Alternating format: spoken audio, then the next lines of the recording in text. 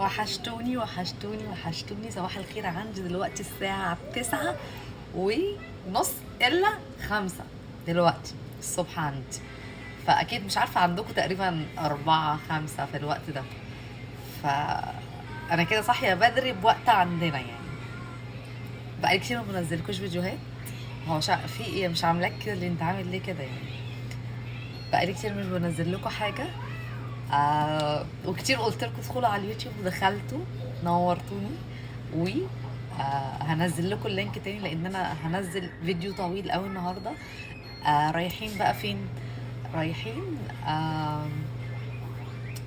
المكتبة هنا اللي عندنا قريبة لينا، عاملة حفلة للأطفال من الساعة 5 المغرب للساعة 8. مش عارفة الوقت ده ما يعملوها بدري، أنا بصحى من النجمة يعني.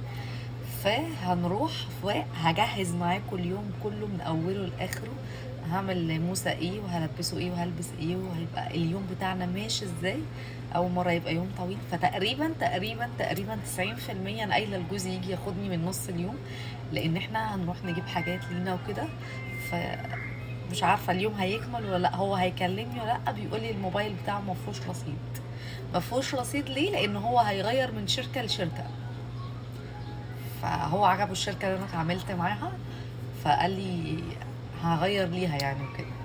المهم، فممكن يجي لاني لو انا خلصت على الساعه 8 هتبقى هنا المحلات بتشتغل من الصبح لغايه الساعه 6 او 7. فالمحل اللي انا بتعامل فيه اللي هو هيغير ينقل رقمه عليه بيقفل الساعه 7 الصبح.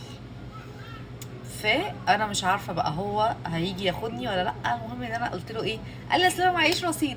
قلت له كلمني من ايه؟ على النت. لما تيجي البيت كلمني على النت، انا معايا داتا. فهنشوف هو هيعمل ايه. على حسب اللي هو هيعمله انا هكمل في الحفله ولا لا ان شاء الله يعني. عايزاكم بقى تخشوا على اليوتيوب، هنزل لكم اللينك دلوقتي. والقناه اسمها نيك اند مريم. عايزاكم تعملوا سبسكرايب فيها لان انا هنزل الفيديو بقى طويل قوي. مش عارفه بنزله على اليوتيوب، على التيك توك مش بتشوفوه بتزهقوا. عايزين فيديوهات قصيره على التيك توك. فهنزل لكم اللينك بعد ما انزله وكله يخش بقى هناك. باي.